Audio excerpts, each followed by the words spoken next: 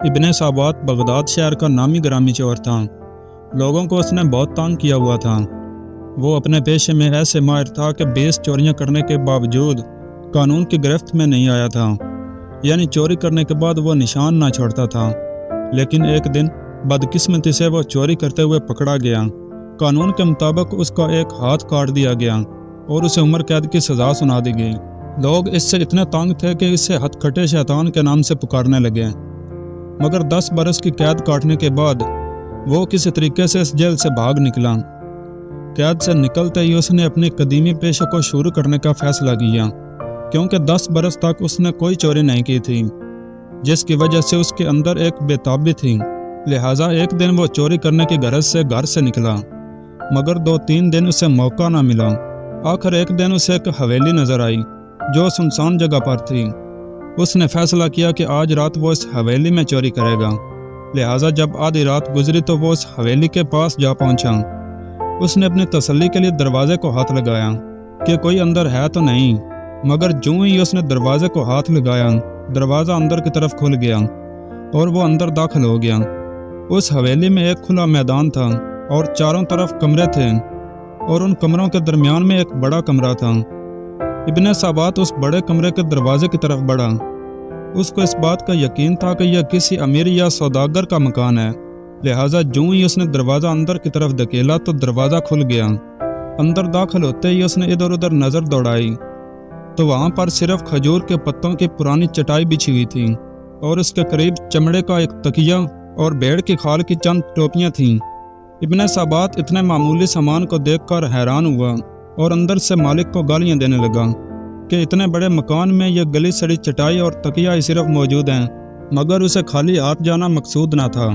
اس نے اس سامان کی ایک گٹھڑی بنائی اور اٹھانے لگا، مگر ایک ہاتھ ہونے کی وجہ سے وہ اسے اٹھا نہ سکا۔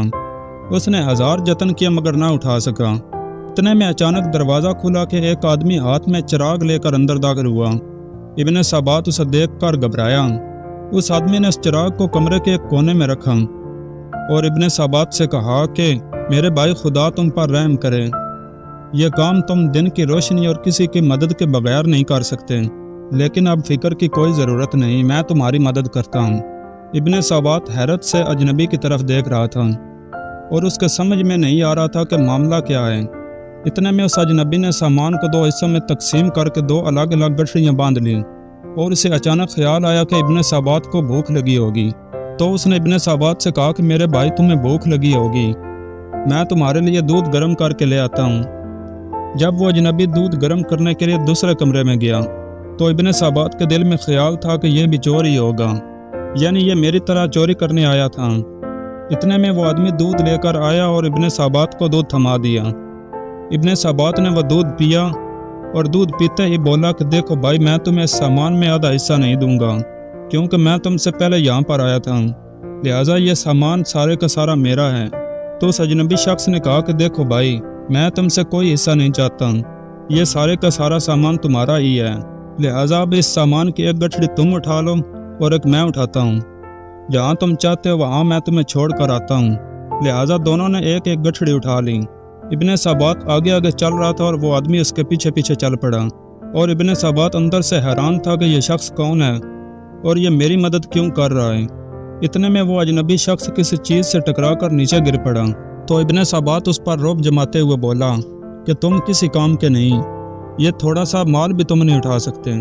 اس کے دل میں اب بھی یہ خیال تھا کہ یہ اجنبی شخص چور ہی ہے، لہٰذا وہ چلتے چلتے شہر سے دور ایک پرانے کھنڈر میں جا پہنچے جہاں ابن صابات کی پناہ گاہ تھی۔ انہوں نے وہاں وہ گٹھڑیاں رکھی اور ایک دم سے وہ اجنبی شخص بولا کہ میرے بھائی، یہ مال تمہیں مبارک ہو، اور اس مکان کا مالک میں ہی ہوں، اور یہ مال میں تجھے اپنی خوشی سے دیتا ہوں۔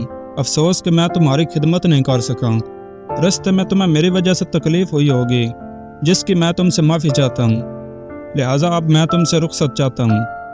اجنبی یہ کہہ کر تیزی سے شہر کی طرف روانہ ہو گیا، لیکن اس کے الفاظ خنجر بن کر ابن صابات کے سینے میں لگے اور دل میں شرمندگی محسوس ہوئی، اور سوچنے لگا کہ میں نے اس رستے میں نکما کہا، مگر اس نے میری اتنی مدد کی، میں اس کے ساتھ اتنی بری طرح پیش آیا۔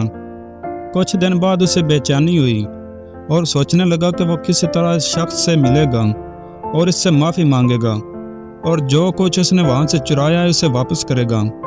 لہٰذا وہ دوبارہ اس مکان کی طرف چلا گیا، اور وہاں پر اس نے کسی شخص سے پوچھا کہ اس جگہ پر کون رہتا ہے، تو کسی نے اسے بتایا کہ یہ حضرت شیخ جنید بغدادی کا گھر ہے۔ ابن سابات نے یہ نام سن رکھا تھا، تو اس کے بعد ابن سابات چپکے سے اس کمرے میں داخل ہوا اور دیکھا کہ وہی آدمی ایک پرانی سی چٹائی پر بیٹھا ہے اور اس کے آس پاس تقریباً 30-40 لوگ موجود ہیں۔ ابن سابات بھی وہاں پر بیٹھ گیا۔ کچھ دیر گزرنے کے بعد جب سب لوگ چلے گئے تو ابن سابات حضرت شیخ جنید بغدادی کے قدموں میں گر گیا۔ حضرت صاحب نے اسے اٹھا کر گلے لگایا اور ہدایت کی نصیحت کی۔ اس کے بعد ابن سابات نے خود سے یہ وعدہ کیا کہ آئندہ وہ کبھی چوری نہیں کرے گا۔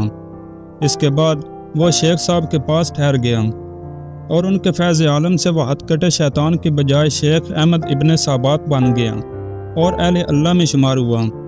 جس شخص کو 40 سال تک دنیا کی ہولناک سزائیں نہ بدل سکیں، اس کو ایک اجنبی کے حسن اخلاق اور قربانی نے چند لمحوں میں بدل دیا۔ دوستو، اس کہانی سے ہمیں یہ سبق ملتا ہے کہ اچھے اخلاق اپنے اندر کس قدر طاقت رکھتے ہیں، جو بڑے سے بڑے پتھر کو موم کر دیتے ہیں۔ اس سے ہمیں بھی چاہیے کہ ہر حال میں اپنے اخلاق اچھے رکھیں، بے شک اس میں ہی ہماری اصلاح ہے۔ اللہ تعالی ہمیں عمل کرنے کی توفیق عطا فرمائے، آمین۔